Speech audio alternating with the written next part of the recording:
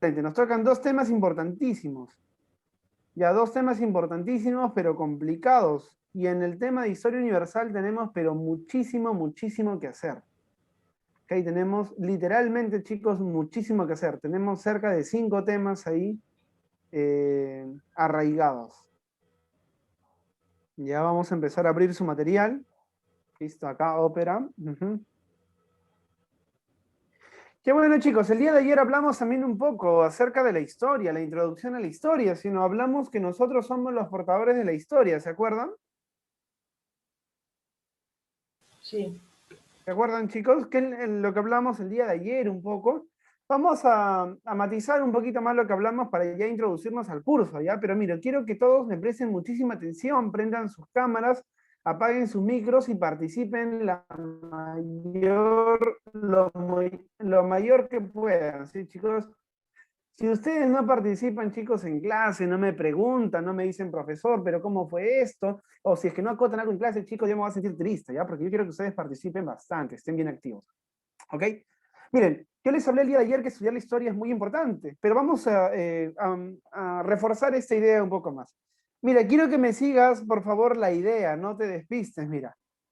Yo te voy a hacer una analogía, algo parecido de repente a las matemáticas, a las ecuaciones, pero muy sencillito, muy básico. Mira, el presente, ¿ya? Es igual a la suma de los acontecimientos del pasado, ¿sí? El presente es igual a la suma de los acontecimientos del pasado, ¿ya? En otras palabras, el presente, mira, por favor, préstame atención, el presente son las consecuencias del pasado. O sea, nuestra actualidad, lo que ahora estamos viendo, lo que está pasando, lo que les comentaba ayer, ¿no? La corrupción, la delincuencia, etcétera, etcétera, etcétera, es gracias a lo que pasó antes. Y ahora, lo siguiente, ¿sabes qué es? Que el futuro es igual a las consecuencias del presente. No, mira, el futuro, lo que va a ser en el futuro, se va a decidir ahora. ¿Quiénes lo van a decidir? Todos nosotros, de manera directa o indirecta. Entonces, chicos, Valerie, Esteban, ¿no? Miguel, Eric, todos nosotros, ¿sí? Jimena, estudiar historia es importante porque eso nos va a dar algo que muchas veces es poco conocido y dejado de lado, que se llama la responsabilidad histórica. La responsabilidad histórica.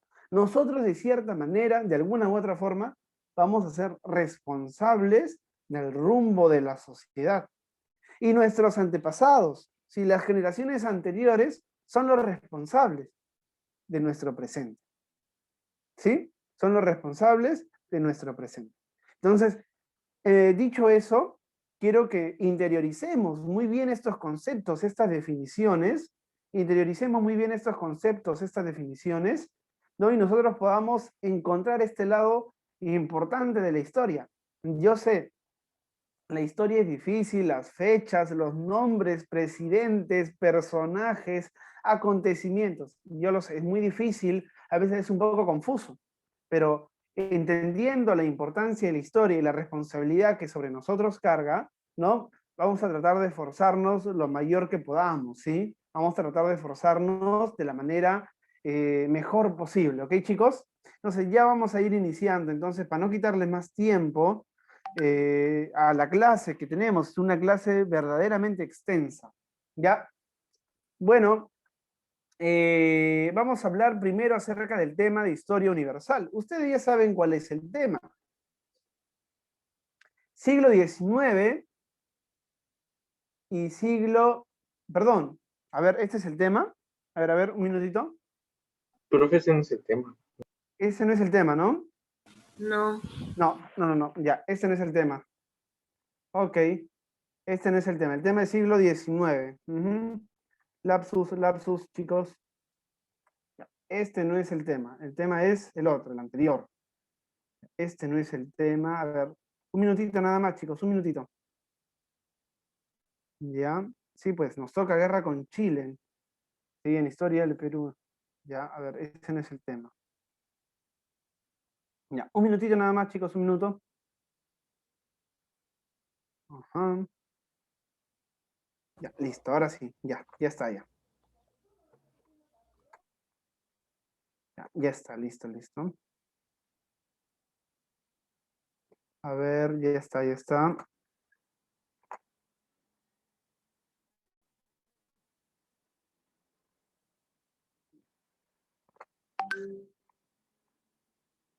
Ya, listo, ahora sí, ya, listo.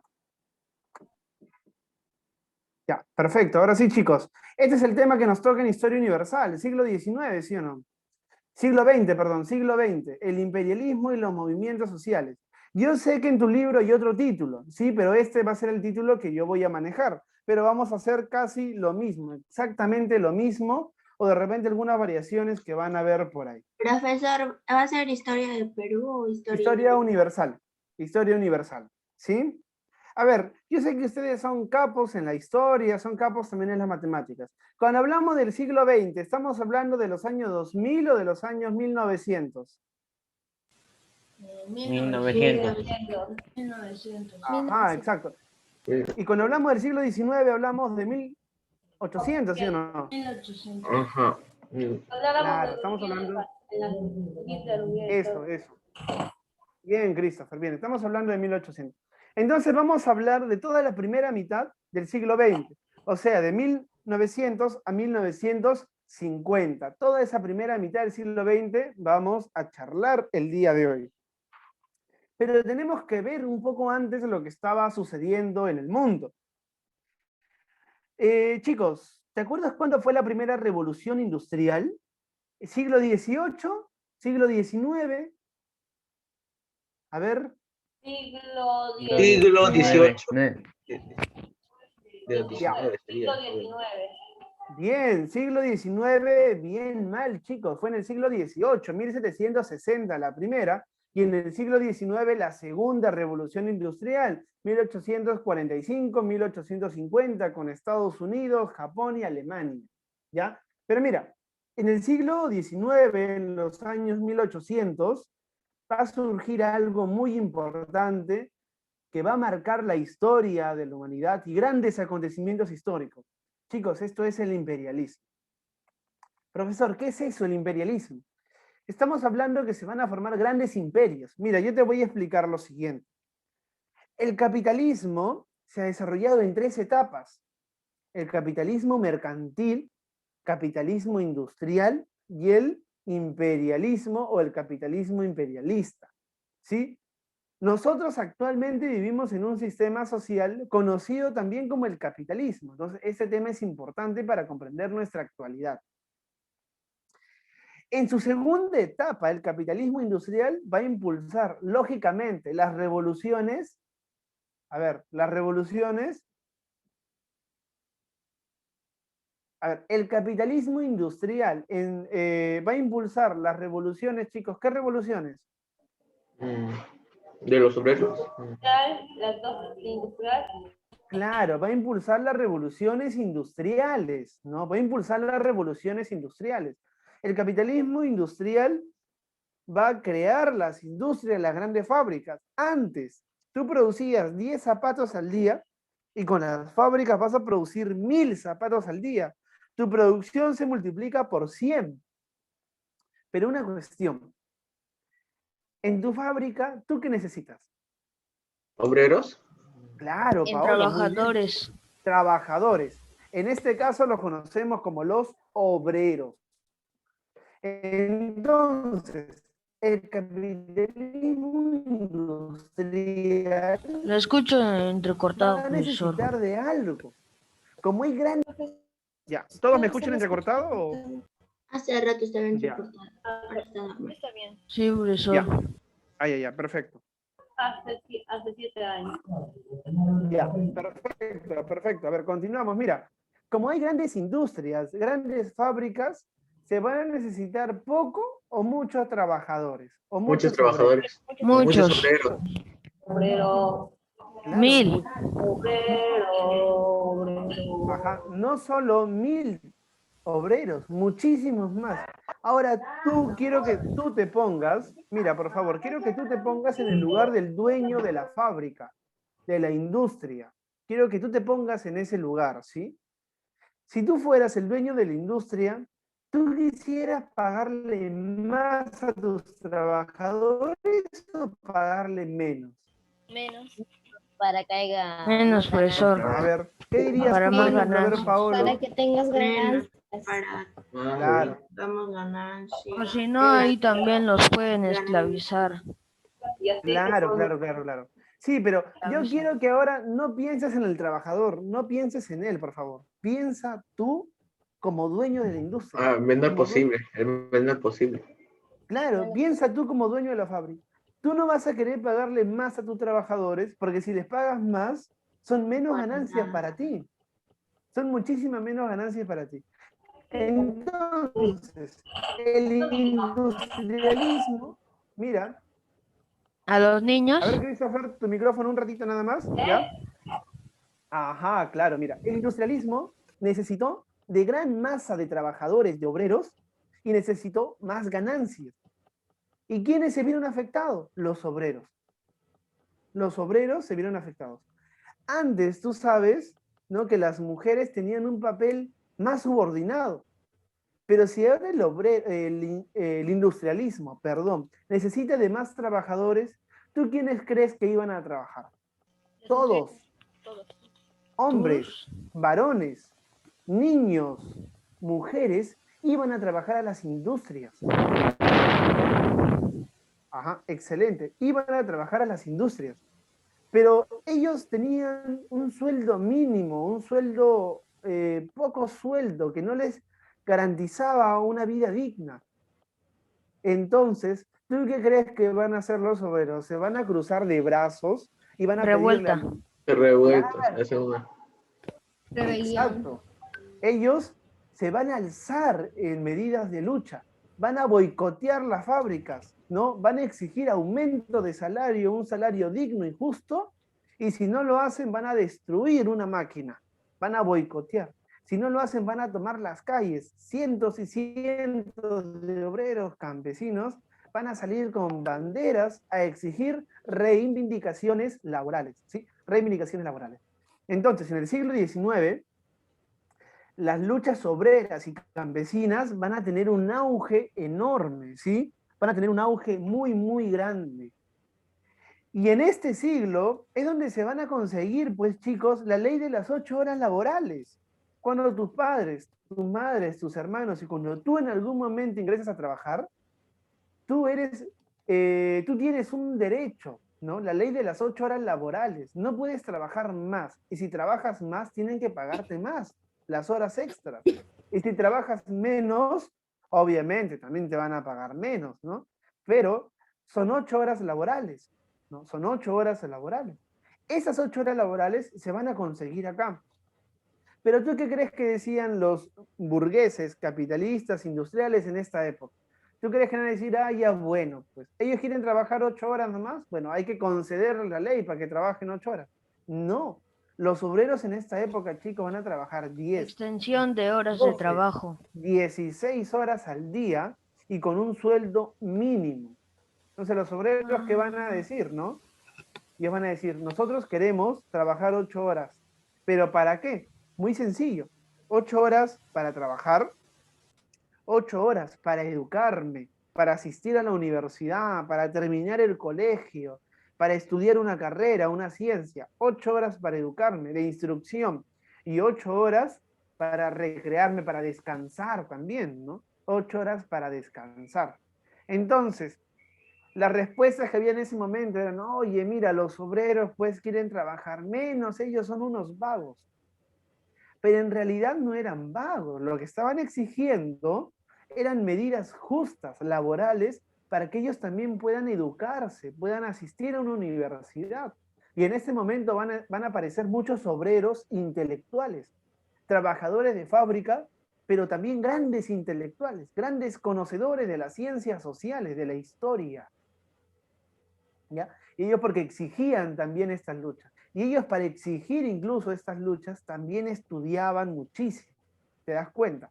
Entonces van a aparecer estos dos polos contrapuestos, ¿sí? El capitalismo industrial, auge del industrialismo y las luchas obreras y los campesinos. luchas obreras y los campesinos.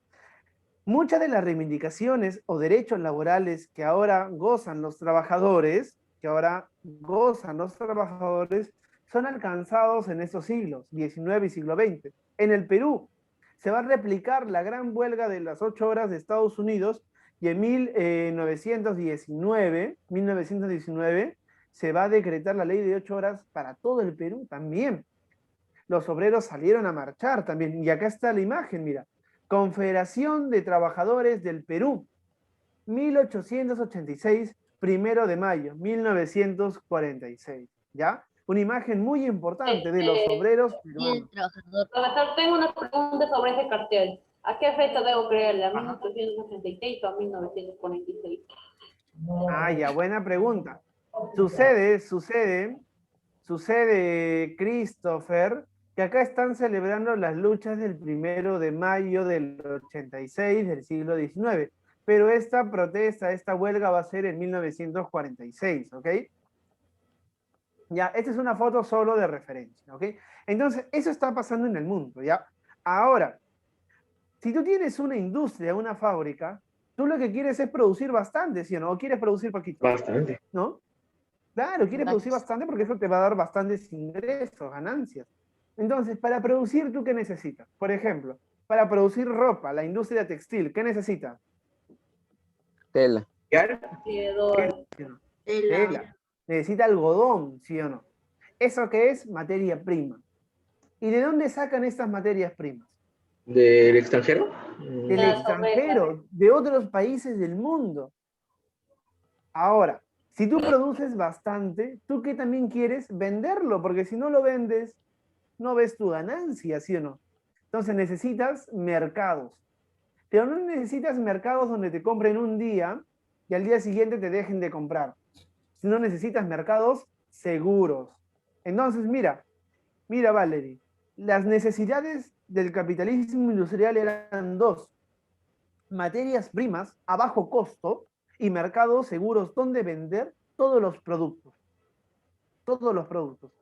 Y los países industriales, ¿no? Comandados, ¿no?, por las burguesías industriales, empiezan a colonizar el mundo. Hay un nuevo proceso de colonización. Empiezan a colonizar el África, empiezan a colonizar el Asia. Quieren colonizar también Sudamérica, pero no van a poder y van a implantar semicolonias. No, empiezan a dominar partes del mundo. Pero no hay una sola potencia industrial. Hay muchas potencias industriales. Hay varias potencias industriales. Y cada una de esas potencias, ¿qué quiere? Los mejores territorios. ¿Sí o no? Quiere los mejores territorios. Entonces, en el siglo XX, las potencias industriales o imperialistas van a enfrentarse militarmente por el control y el reparto del mundo. La Primera Guerra Mundial, Segunda Guerra Mundial, tiene que ver mucho con las necesidades del imperialismo. Necesitaban colonias de las cuales puedan saquear sus recursos naturales y donde podían llevar sus productos a venderlos con altos precios.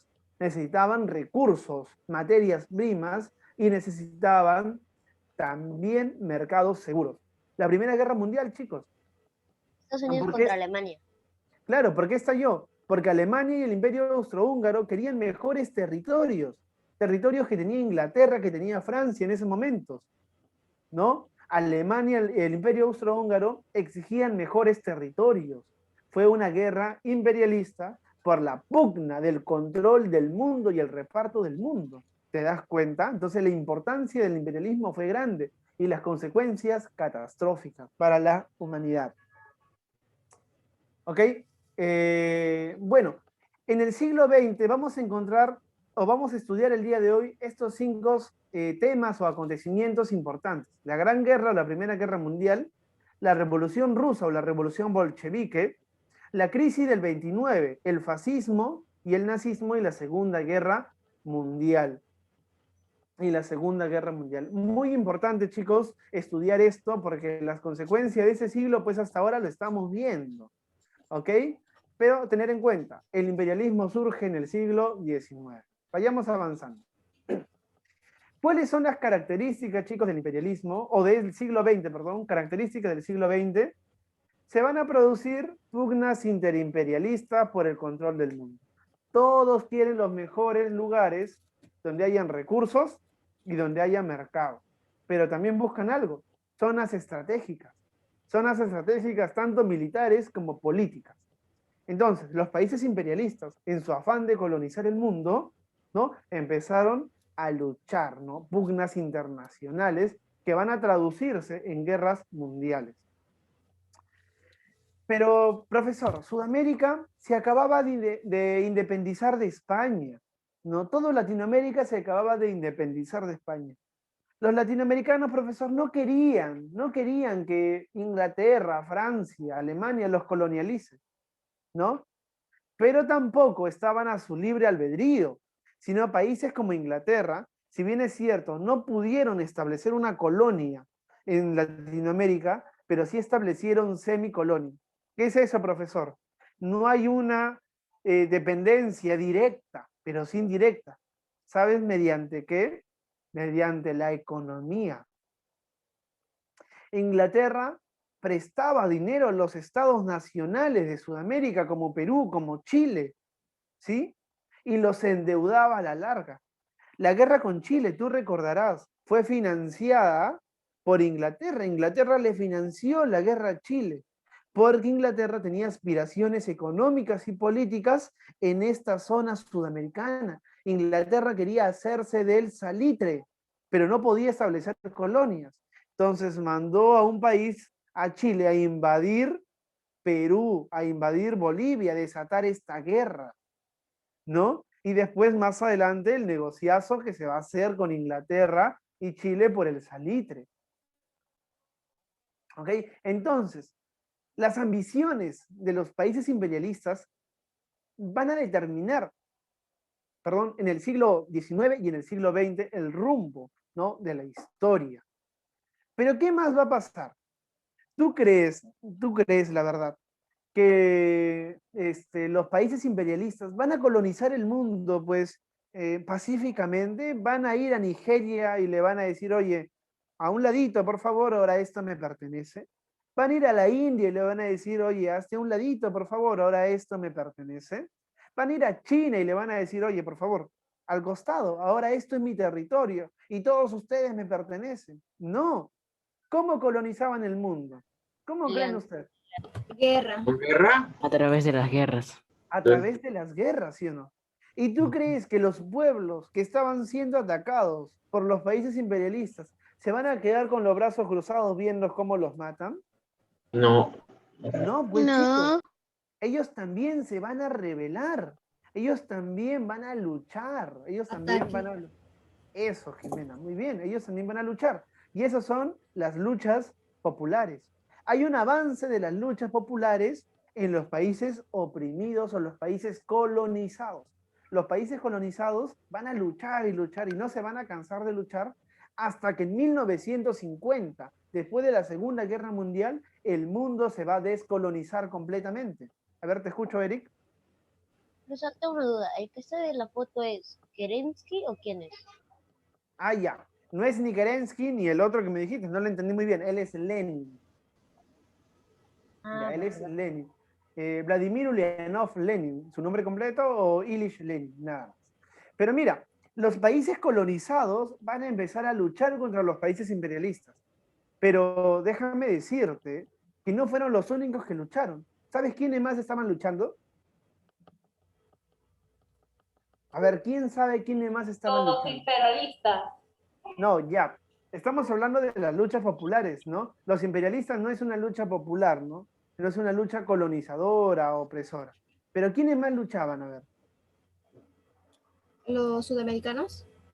Ya, pero los sudamericanos son parte de los países colonizados o semicolonizados, países oprimidos.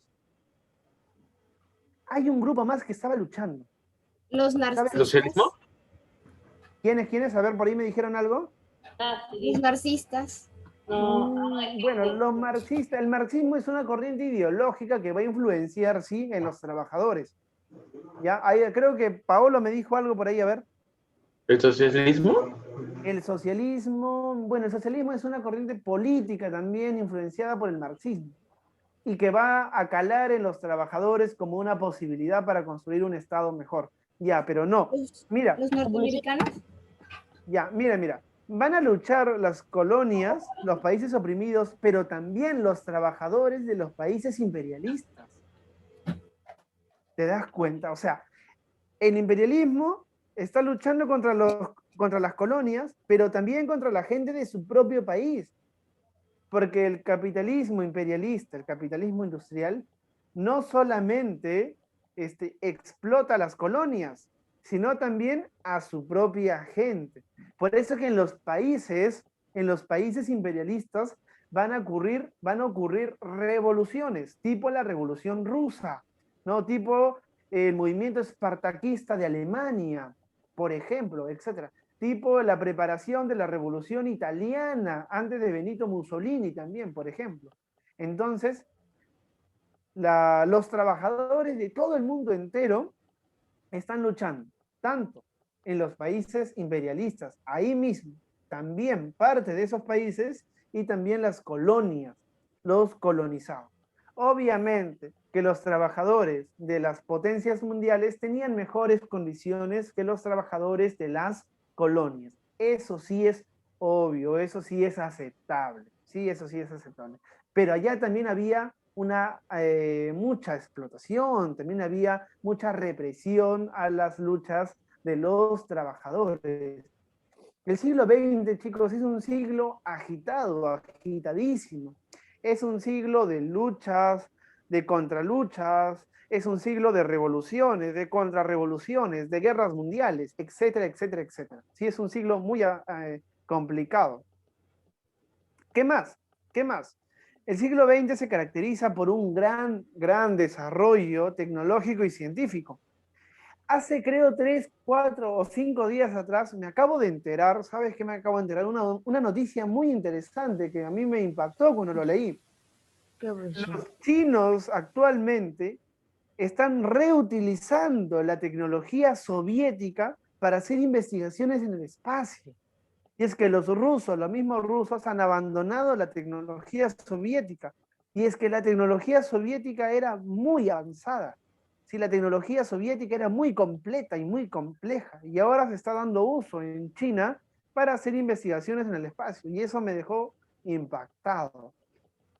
El abandono de la tecnología china también vamos a verlo con la Guerra Fría en las próximas, la tecnología soviética en las próximas clases. Entonces va a haber un gran desarrollo tecnológico y un gran desarrollo científico, ¿ok? Gran desarrollo tecnológico y científico. Hablemos un Profesor, poco... ¿Sí? ¿Te escucho? China era el país más avanzado tecnológico, ¿no? Bueno, en la No, sí, actualidad... pero no. En la actualidad el más avanzado es Japón. Bueno, en la actualidad parece que sí, que es de repente no el más avanzado, pero uno de los que tiene la mejor tecnología, ¿no? La Ajá. mejor tecnología, mejores avances científicos también, ¿ok? Bueno, Ya. hablemos un poquitito acerca del imperialismo, ya de manera breve, porque no tenemos mucho tiempo. A mí me gustaría, con sinceridad, hablar de estos temas de manera extensa, pero no tenemos mucho tiempo, de hecho ya se nos está acabando. Imperialismo. Profesor, ¿Qué es tenemos Sí. ¿Qué es el imperialismo? Mira. A ver su micro, por favor, chicos. Ya. Imperialismo es el máximo desarrollo del sistema capitalista. Es la manifestación del máximo desarrollo del capitalismo. ¿Sí? El capitalismo tuvo 3 etapas, mira, Paolo. Uno era el mercantilismo, donde buscaba acumular riquezas para después invertir.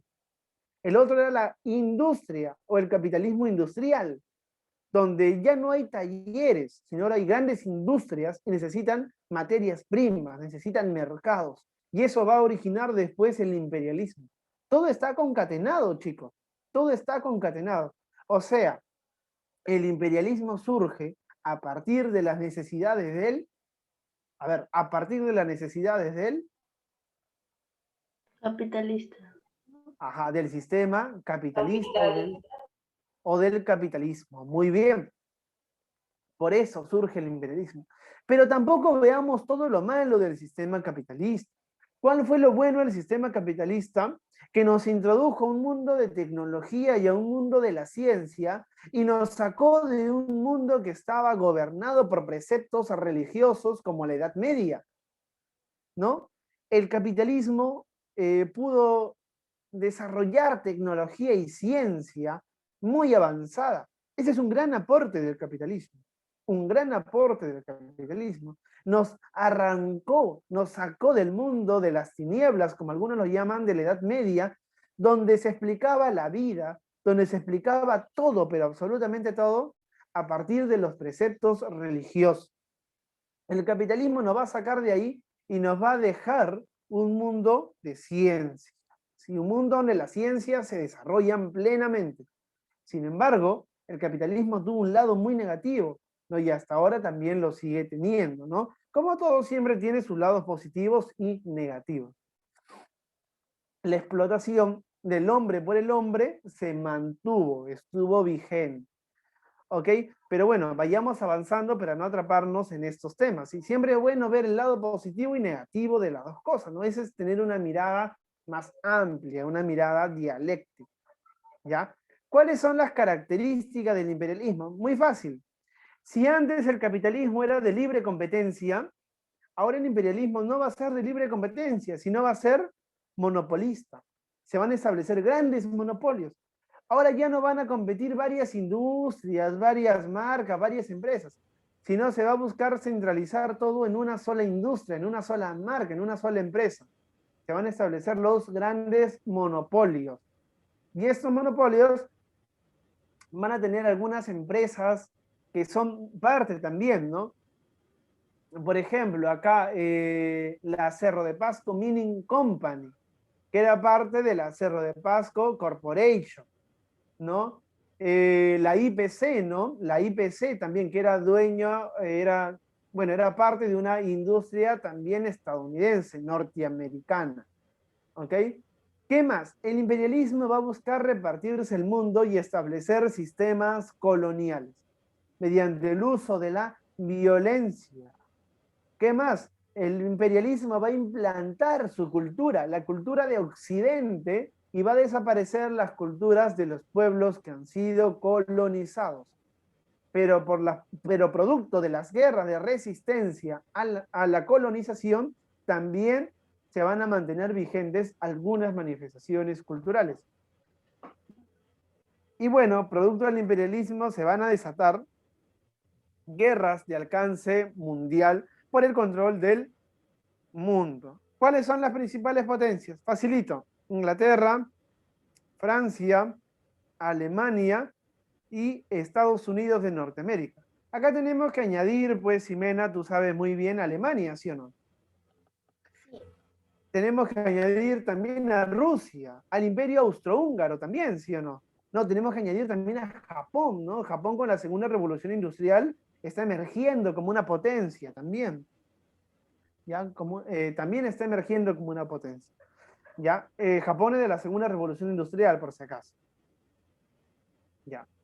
Entonces, en este desarrollo del imperialismo, los países imperialistas van a antagonizar entre ellos, ¿sí? Van a haber contradicciones que van a provocar las guerras mundiales. ¿Y qué son las guerras mundiales? Como acá lo puse, sintéticamente. Conflicto de los países imperialistas por el control y reparto del mundo. La Primera Guerra Mundial, de 1914 a 1918. 4 añitos de armada, ¿sí? A ver, ¿se me escucha, chicos? Sí, sí se le escucha. Ah, ya. Ah, ya, porque acá me salió conexión inestable. Ya. El antecedente, o sea, lo que fue antes de la Primera Guerra Mundial, fue la paz armada, Paolo. Sí, fue la paz armada, Eric. ¿Ok? ¿Y de qué trataba la paz armada, Johan? ¿Sí? ¿De qué trataba Renzo? ¿Sí, Juan, la paz armada? Muy sencillo. Es un periodo... A ver. Paz armada, de repartir el mundo. Claro. Repartir el mundo, fin, más guerras, repartir el mundo. Bueno, por ahí Armada por un poco, podría ir. armada por un poco, había peleas, guerras por partes, pero se intentó repartir el mundo para que los países sean coloniales, ¿no? Y evitar cosas Mm, como la Primera Guerra Mundial. Ya, tienes la idea por ahí, Christopher, ya, pero no exactamente. Mira, permíteme hacer algunas precisiones a lo que tú comentas. Mira, la paz armada es un periodo donde todos los países imperialistas van a empezar a fortalecer su aparato militar ante una posible guerra mundial. Los países imperialistas querían la guerra sí o sí. Todos veían a gritos la Primera Guerra Mundial, porque sabían que una guerra mundial era la única forma de cómo podemos volver a repartirnos el mundo y los países menos favorecidos de la Segunda Revolución Industrial puedan obtener mejores beneficios. Entonces, ¿quiénes eran los países que van a impulsar la Primera Guerra Mundial? Los países que emergen de la Segunda Revolución Industrial. Va a ser Alemania, va a ser el Imperio Austrohúngaro, va a ser el Japón también. ¿Ya? El Japón también. Profesor, tengo una... ¿Te escucho? ¿Te escucho? Profesor, la bomba de Hiroshima, ¿cuándo se dio? Ya, eso va a ser más adelante todavía, ¿sí? Eso va a ser más adelante en la Segunda Guerra Mundial, ¿sí? La bomba de Hiroshima y Nagasaki, ¿ya? Entonces, todos los países sabían que la única forma de repartirnos de nuevo el mundo era con una Primera Guerra Mundial. Los países que estaban más favorecidos, los ingleses y los franceses, y bueno, los italianos de manera también parcial, sabían que los menos favorecidos van a buscar la guerra. Ellos empezaron a fortalecer su armamento, empezaron a fortalecer su ejército. Y los países que querían impulsar la guerra empezaron a fortalecer su armamento. Todos, que tenlo muy claro, todos empezaron a buscar o estaban alertas ante el estallido de la Primera Guerra Mundial. Y en esta Primera Guerra Mundial hay armas muy interesantes, Paolo. Por ejemplo, las bombas de gas, ¿no? Por eso que tú vas a ver fotos de la Primera Guerra Mundial con los soldados con máscaras. Sí, porque los alemanes van a implementar esta arma, ¿no? El gas tóxico, ¿no? Que va a terminar envenenando y matando a muchos soldados ingleses, franceses, rusos también. Profesor, hay varias películas sobre las guerras mundiales. Sí, y yo te voy a recomendar una muy buena ahorita. ¿Ya? A ver, causa de la Primera Guerra Mundial, el revanchismo imperialista, ¿no? Ya creo que ya lo tienes muy claro. Los países menos favorecidos querían mejores zonas de control, mejores colonias. Más territorios. Eso, querían buscar la revancha.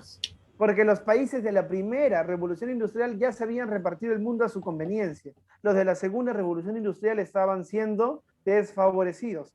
Y su impulso de la industria, de la segunda revolución industrial, les planteaba necesidades. El objetivo, ya tú lo sabes muy claro, nuevo reparto colonial del mundo. ¿Se consiguió? No, porque Alemania perdió la guerra. Y Alemania, después de la Primera Guerra Mundial, va a ser humillada. El pretexto de la guerra, la muerte del archiduque en Sarajevo por este grupo terrorista conocido como la Mano Negra. Es un grupo nacionalista. Hay una película, está en internet y también está en Netflix, está hasta esta semana, creo, hasta este fin de mes. Yo les recomiendo que la vean, que se llama Sarajevo. No es una película muy conocida, no muy vista por lo que he estado viendo, pero es interesante.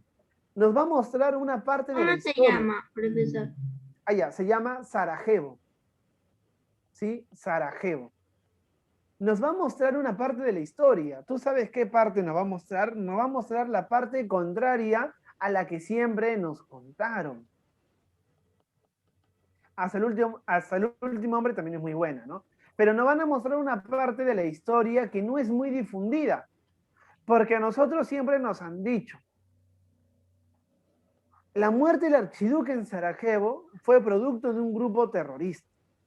Esa película te dice, es cierto, un grupo terrorista mató al archiduque, ¿no? Los bosnianos mataron al archiduque en Sarajevo. pero fueron los propios austrohúngaros que permitieron su muerte, que permitieron que él muera, porque buscaban un pretexto para iniciar la guerra.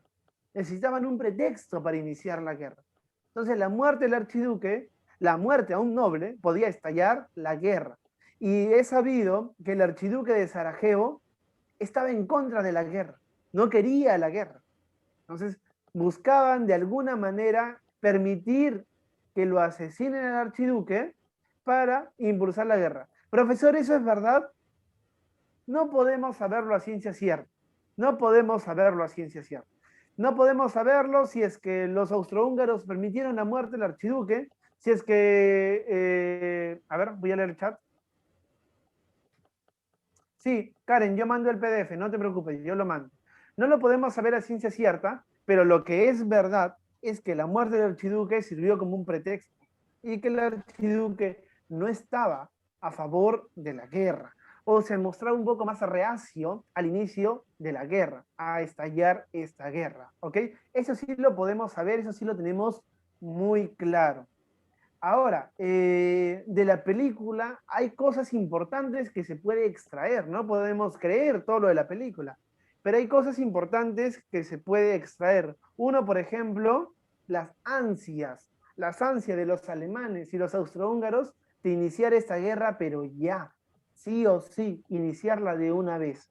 Habían ansias grandes para iniciar esta guerra. Entonces yo les recomiendo esta película porque nos va a mostrar, es una película de carácter nacionalista y nos va a mostrar otra versión de la muerte del archiduque, de las cuales se puede extraer algunas cosas importantes e interesantes. ¿Qué bloques militares se formaron? La Triple Entente y la Triple Alianza. La Entente, tú sabes, fue conformado por Inglaterra. ¿Quién más? Inglaterra, ¿quién más? Ya, Alemania. no, No. Alemania está. No, Alemania era de la triple ¿Alemania era de equipo? ¿Italia? Ya, Italia al final Italia. de la guerra. Rusia. ¿Estados Unidos? No, ¿Francia? Estados Unidos, a ver, ya, Francia, Inglaterra, Francia, y hay un país grandote, enorme, ¿Rusia? pero enorme. Rusia. Ahí está. Rusia. Y es que lo que pasaba es que en 1905 Rusia había tenido una guerra con un país asiático, una isla pequeñita. ¿Sabes cómo se llama? Japón. Y Japón, un país pequeñito, pequeñísimo al costado de la inmensa Rusia, lo humilló esa guerra. Japón va a terminar ganando la guerra a Rusia de 1905, la guerra ruso-japonesa. ¿Ok? Entonces la Triple Entente y la Triple Alianza, donde va a estar en la Triple Alianza Alemania, el Imperio Austrohúngaro y también Japón, Italia. Pero Italia siempre se cambió de bandos en las guerras mundiales. Al final Al terminó principio estaba apoyando... al lado de Alemania y luego se retiró y se unió Ajá. al otro bando. Sí, profesor, ¿y a todo esto dónde estaba Estados Unidos? Estados Unidos estaba a la espera. Estados Unidos se iba a aliar con los que iban a ganar la guerra. Entonces, Hasta que en lo atacaron y 1900, se unió. claro, en 1917, Estados Unidos vio que la Triple Alianza va a perder la guerra y se alió con la Triple Entente. Y Estados Unidos, mira, no participó en toda la guerra, solo al final. Todos los países que participaron en la guerra van a quedar devastados. Y el único país que va a quedar bien, ¿quién va a ser? Estados Unidos. Estados Unidos, ¿no? Inteligente esa estrategia, ¿no? Bueno, que entre ellos se maten, que entre ellos se destruyan, y yo entro al final, claro, y yo entro al final y llevo la mejor parte de todo. Y así es como Estados Unidos se va a ir posicionando como el país hegemónico del mundo, la primera potencia mundial. Sin embargo,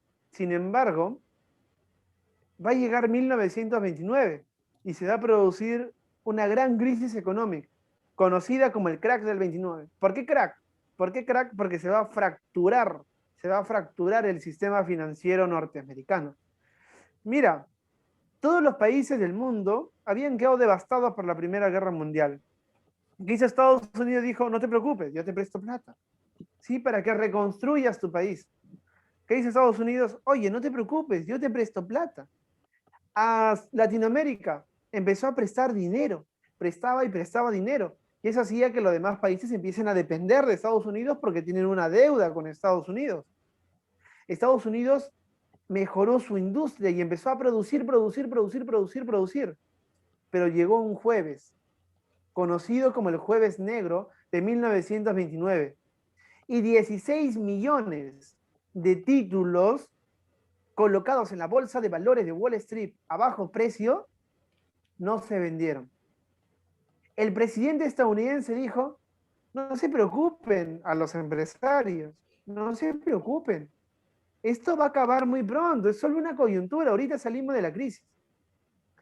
No salieron de la crisis, ¿sí? No salieron de la crisis. El sistema capitalista norteamericano se fracturó. Oye, pero te dije que varios países del mundo ahora están dependiendo de Estados Unidos y sin Estados Unidos no son nada. ¿Qué pasó en Perú? En el Perú estábamos en el gobierno de Leguía, el oncenio, 1919 a 1930. Producto de la crisis económica de Estados Unidos, el Perú entra en una crisis económica y aparece Sánchez Cerro y con este pretexto le da golpe de Estado a Leguía. Pero no solo a Leguía, en varias partes de Latinoamérica aparecen golpes de Estado, sacando a los presidentes que habían apoyado a Norteamérica. Pero sin embargo no van a romper la dependencia con Norteamérica, ¿no? Las consecuencias del crack del 29 fueron fatales, chicos, fatales. Muchas veces no conocemos la magnitud de las consecuencias. Yo te he puesto solamente desempleo masivo y pobreza extrema. Sin embargo, te voy a explicar unas cuantas más. Aunque no lo creas, ¿sabes qué aumentó? Los suicidios. Suicidios por montones. Suicidios por montones. Los empresarios que lo habían perdido todo, se empezaron a suicidar. ¿Sabes qué más aumentó? Un gran número en la prostitución. La prostitución aumentó, pero en números grandísimos. Por la Aumentó, especulación del dinero. sí, ajá. Aumentó, ¿sabes qué? También aumentaron los robos. Pero también algo muy importante. Los dueños de tierras, las tierras ya no valían nada y la empezaron a dejar y se fueron a otros lugares. Migraron por otros países del mundo también. ¿No? Migraron por otros países del mundo. Y muchos quemaron sus tierras, quemaban sus casas, porque ya no valían nada, chicos. La crisis económica del 29 fue tan pero tan grave que generaron estas consecuencias, aunque no lo creas. Con la historia tú te vas a dar cuenta, pues, que Venezuela, Perú, Argentina, Brasil, no son los únicos países que han tenido crisis en la historia. También países como Estados Unidos, crisis garrafales. ¿Ya? No, ahora vemos pues que los venezolanos están migrando bastante, pero no son los únicos que migraron bastante. También los norteamericanos empezaron a irse a otras partes del mundo porque en su país ya no valía nada. Entonces, esto no es de ahora, pues chicos, esto es algo cíclico. Las crisis económicas capitalistas han sido cíclicas. Se han ido repitiendo de a poco, ¿sí? Es algo importante también conocerlo. Estados Unidos dice, ¿sabes qué? Cerramos el crédito externo. Ya no le prestemos dinero a nadie, pero eso no sirvió de nada. La crisis siguió siendo igual de aguda. La crisis siguió siendo igual de dura, igual de cruel para las grandes mayorías, porque fueron ellas quienes se vieron perjudicados, los trabajadores. Aumentaron las protestas, aumentaron los robos, desempleo masivo, pobreza extrema. La clase media dejó de ser clase media y pasó a ser clase pobre. Muchos pasaron a ser de extrema pobreza. Muchísimos. Los intelectuales todos tuvieron que empezar a buscar otras formas de generar ingresos también. Esto, como le digo, no es algo nuevo, sino algo que siempre se ha visto. Entonces, no nos sorprendamos tanto con las crisis económicas que ahora vemos en todas partes del mundo, sino más bien analicémosla. ¿Por qué hay crisis económica? ¿Por qué se repiten las crisis económicas? ¿No? Constantemente, cada 50, cada 60 años. ¿Por qué se repiten? Analicemos eso, chicos. Tarea para la casa, ¿ya? Bueno, 10 años después, en 1939, se va a desatar la Segunda Guerra Mundial. Mira, en este proceso, en Rusia va a aparecer un movimiento grande, ¿sí? Un movimiento enorme, que va a ser la Revolución Rusa. ¿Ok?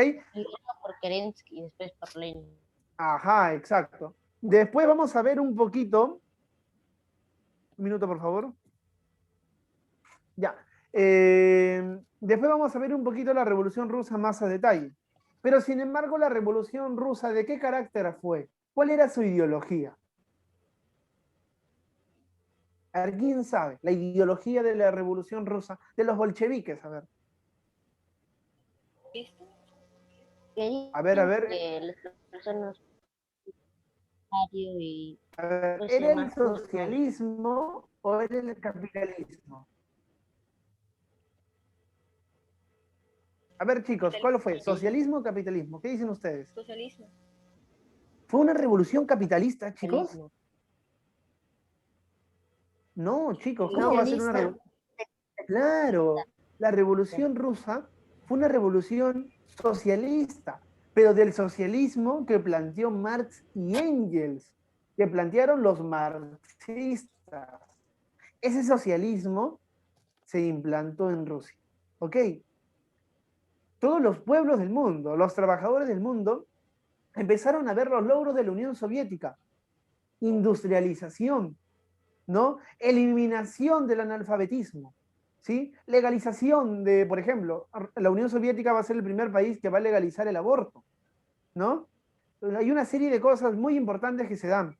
Entonces, el socialismo en el mundo, para estas épocas, siglo XX, se presentó como una posibilidad.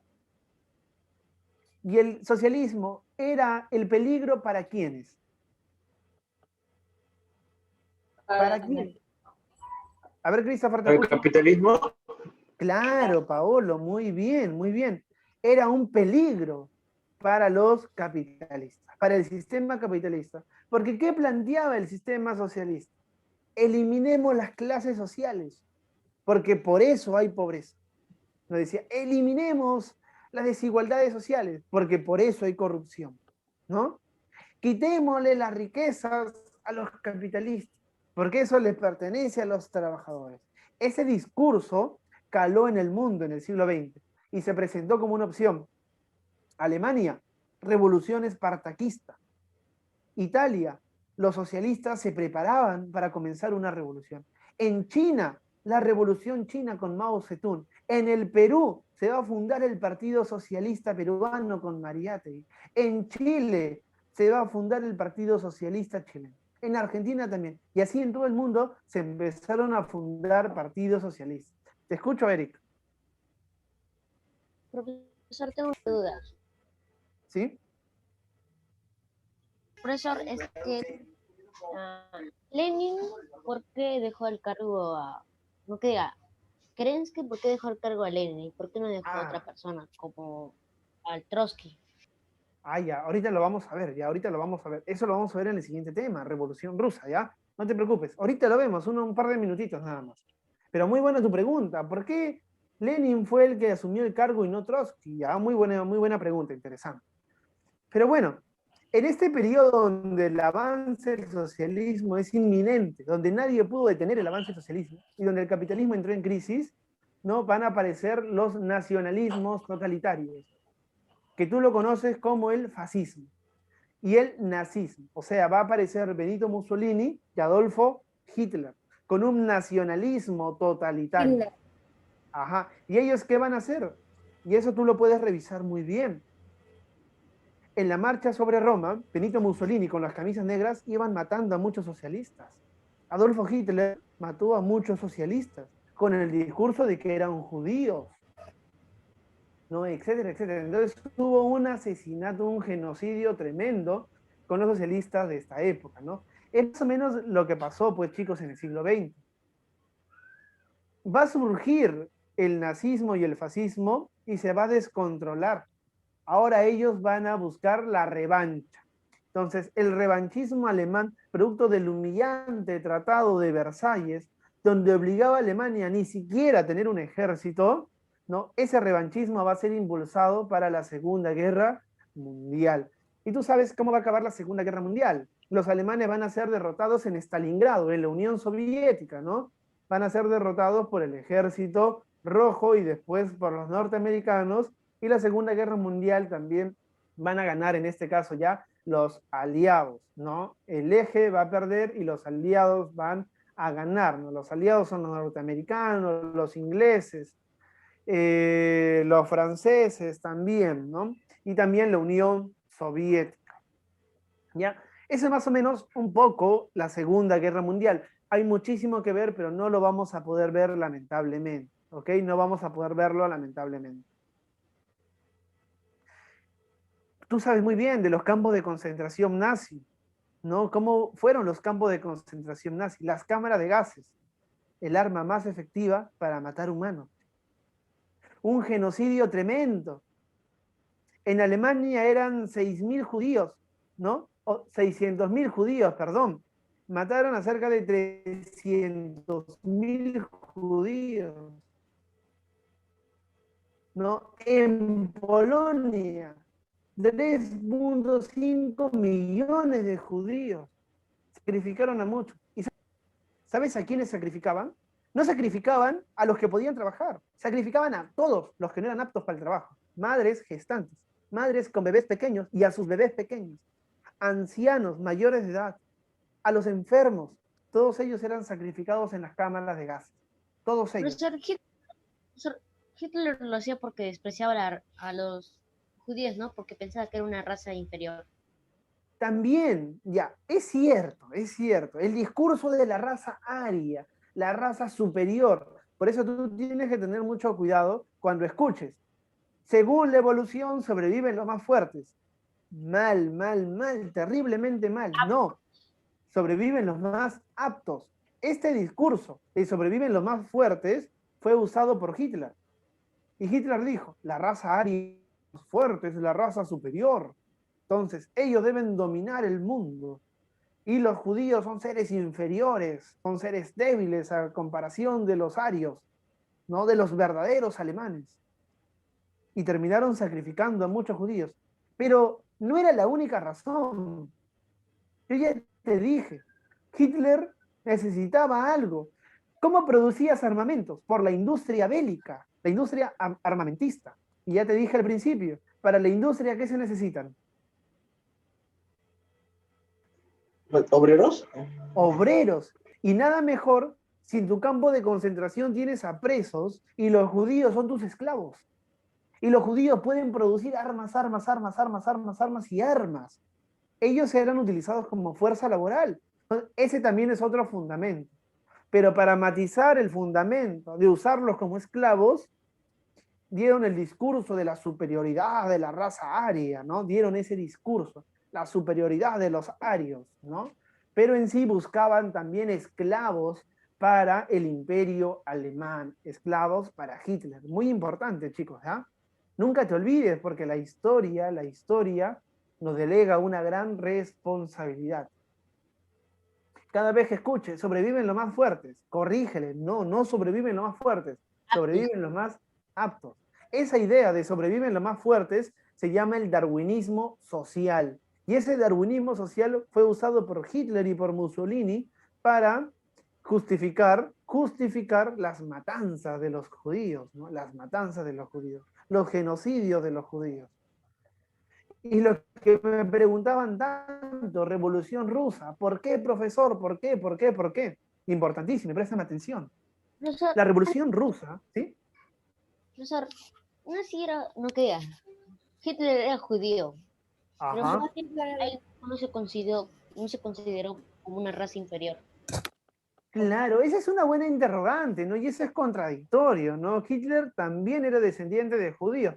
Algunos dicen que Hitler tenía un odio porque el abuelo fue quien lo abandonó, o sea, abandonó a su abuela, ¿no? Entonces, algunos dicen que Hitler tenía odio porque no lo aceptaron en la Academia de Arte, ¿no? A los judíos. Él se consideraba a sí mismo como un ario, un representante de la raza aria, pero él era judío, pues eso es paradójico, sino es que tienes que entender también, chicos, tienen que entender ustedes que el discurso de la superioridad racial solo era una justificación para las matanzas de judíos, ¿no? Era la justificación que se les ocurrió en ese momento, ¿ok?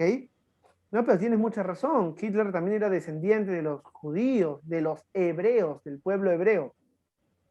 ¿Cuántos Bueno, millones Revolución Rusa. mató? ¿Cuántos millones de judíos mató? Cuando creo que se dedicó a matar millones de judíos. Sí, tienes mucha razón, Renzo. En los campos de concentración se asesinaron miles de judíos. No sé exacto cuántos millones, pero yo te digo, en Alemania habían 600.000 y mataron Creo al que como 13 50%. millones. Mataron ahí cerca de 300.000. Cuando llegan a Polonia habían 3.5 de judíos y mataron casi al 50% también. O sea, fue una gran cantidad de genocidios. Pero la suma total de los asesinatos o de las muertes, sería de las muertes en la Segunda Guerra Mundial, es una tasa grande y por ahí va con lo que tú me comentas, Renzo. ¿Ok? Pero bueno, dar muchísimo, pero no tenemos tiempo porque nos han puesto cerca de 5 temas. Revolución Rusa. Es una revolución socialista, mira, realizada por los obreros y campesinos en contra de la monarquía zarista. Profesor, eso es mentira, los obreros no se levantaron en armas. No, sí. Los obreros se habían organizado en los soviets y los soviets declararon la guerra a la monarquía zarista. Revolución. En este periodo, 1917, Rusia estaba en guerra todavía. A Rusia le iba muy mal la guerra, de por cierto.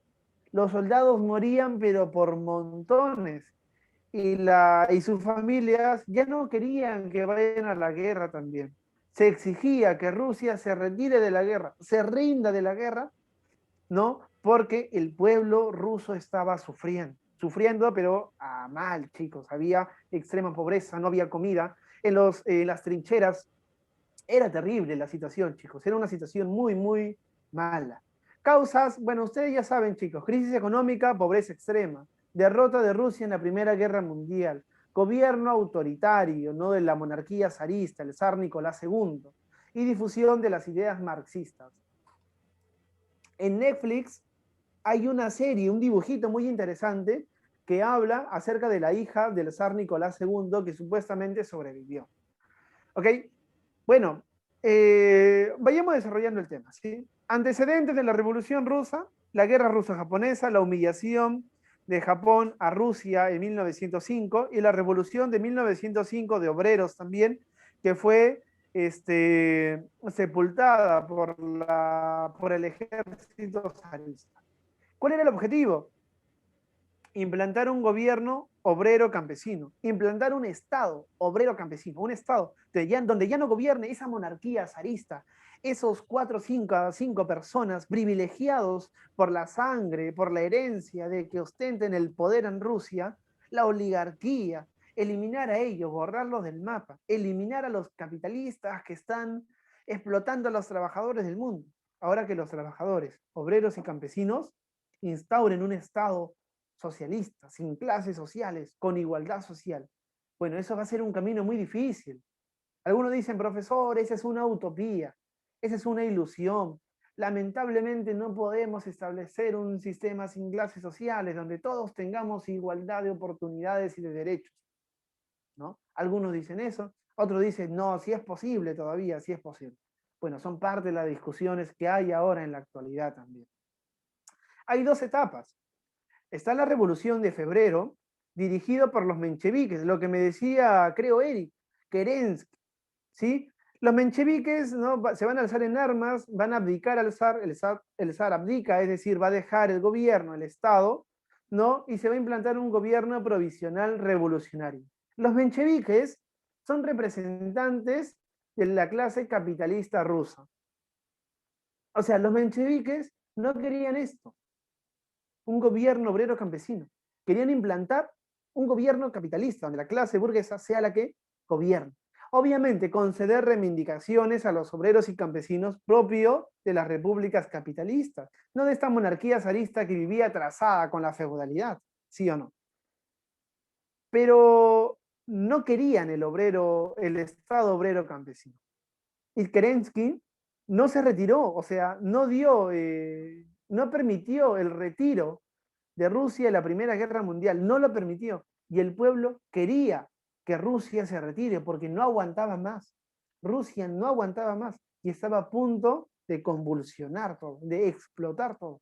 Kerensky tenía que retirarse de la guerra y no se retiró de la guerra.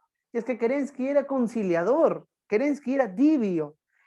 La Revolución de Febrero, dirigida por los mencheviques, era de una tendencia media tibia, era conciliador, conciliaba, no era tan radical. No era tan radical. En este periodo, donde Kerensky implanta el gobierno revolucionario provisional y donde el zar ya abdicó, llega del exilio Vladimir Ulyanov Lenin. Llega Lenin del exilio. Lenin estaba exiliado. ¿Quiénes lo habían exiliado? Los zares, el zar Nicolás II. Lo habían votado de Rusia por ser un peligro para la monarquía, para los zaristas, ¿no? Un peligro para los zaristas, claro está. Entonces, como ahora ya hay un gobierno democrático, no autoritario como los del zar, Lenin llega a Rusia, estudia la realidad, mira, estudia la realidad y plantea las tesis de Abril, ¿no? Y plantea las tesis de Abril. No le parece el gobierno de Kerensky y lo acusa de conciliador, de conciliar con el sistema explotador, lo denuncia de conciliar con las potencias mundiales y de que a consecuencia de la Primera Guerra Mundial el pueblo siga sufriendo.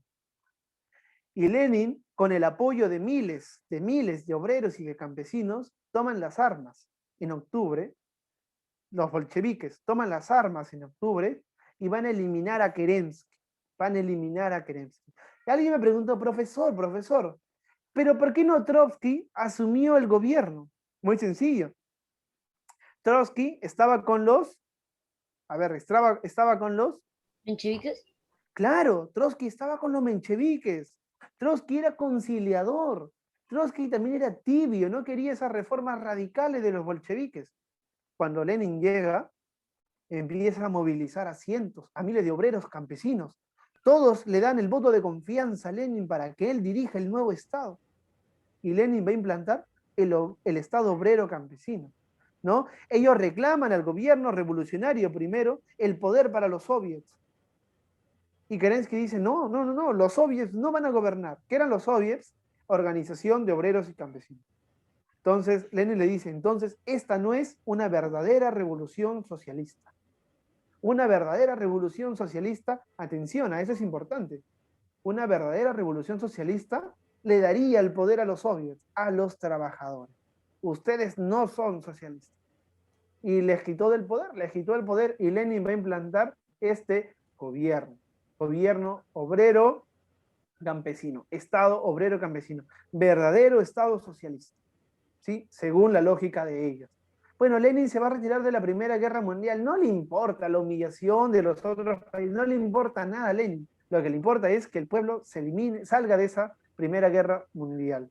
¿Democracia? Ya terminó, ya salgo, ya acabo con esto y me retiro, ¿ya? Entonces Lenin se retira de la Primera Guerra Mundial producto del Tratado Brest-Litovsk, ¿no? Van a firmar ese tratado, el Tratado Brest-Litovsk. Y Lenin, de manera más radical, va a ejecutar al zar y a toda su familia. A su hijo pequeño, a sus hijas, a su esposa, ¿no? Al Nicolás II, a toda su familia, los van a ejecutar. Y hay una hija del zar que se dice que sobrevivió, pero eso es falso. Pero hay una serie en Netflix que habla sobre la supuesta teoría de que una hija del zar Nicolás II sobrevivió a la ejecución de los bolcheviques, ¿ok? A la ejecución de los bolcheviques. Ahora, acabo con esto, ya dame solamente un minutito más, por favor. Profesor. ¿Te acuerdas que hablamos del crack de 1929? Te dije que todos los países del mundo entraron en crisis. Sí. Adivina tú, ¿quién fue el único país del mundo que no entró en crisis? ¿Japón? ¿Inglaterra? ¿China? Inglaterra no. Alemania. Rusia. Inglaterra. Fue el país donde hubo la revolución socialista, Rusia. Y para ese entonces ya se había establecido la Unión Soviética. Y la Unión Soviética, como tenía una economía planificada, la Unión Soviética, como tenía una economía planificada, pudo estar al margen de la crisis capitalista, ¿ok? Pudo estar al margen de la crisis capitalista. Y producto de esa crisis, la Unión Soviética también va a avanzar de manera más rápida, se va a industrializar y van a tener una tecnología, pero wow, fenomenal, chicos. Bueno, chicos, la verdad me ganó el tiempo, no pude resolver el libro tampoco y nos falta la clase de Historia del Perú. Profesor, ¿Ya? ¿Ya? Bueno, ya lo dejamos para la siguiente clase que tenemos 1 hora, resolvemos el libro y resolvemos Historia del Perú. ¿Ok? Resolvemos el libro y resolvemos Historia del Perú. A ver, mejor yo les voy a dejar el link de la película para que no busquen otras. Y yo les voy a dejar el link de la película en su plataforma del colegio tal, ¿sí? Ahí yo les dejo el link de la película. ¿Sí, chicos? Profesor, tengo una duda. Profesor dijo que iba a mandar el PDF de la clase. Sí. ¿Puede mandarlo, por favor? Tengo una Sí, duda. yo ahorita lo voy a subir. Ajá, dime, y ¿cuál es tu duda? la tarea le mandamos a su email. Ya, a ver, por favor, la duda que tenían. Sí, la tarea al Gmail. Profesor, ¿por qué Hitler se suicidó? Profesor, ¿hay tarea? Sí, la tarea domiciliaria, Pablo. ¿Por Eso qué siempre, se ¿no? repiten las crisis económicas? Profesor, ¿por qué? Domiciliaria. Profesor, ¿y su Gmail cuál es? Ahorita lo pongo, a ver. La tarea A es ver. resolver la pregunta de por qué se repiten las guerras domiciliarias, es decir, las guerras, las crisis Ya. económicas. A ver. Gracias, profesor, es la tarea. Ya, ahorita, por favor. Eric, dime tu pregunta, por favor, Eric. Profesor, ¿por qué Hitler se suicidó o lo mataron? Bueno, sobre eso hay muchas teorías. Si es que Hitler se suicida o se escapó y fue a otro país a vivir. Pero bueno, lo más probable es que él también ya se haya suicidado porque no soportó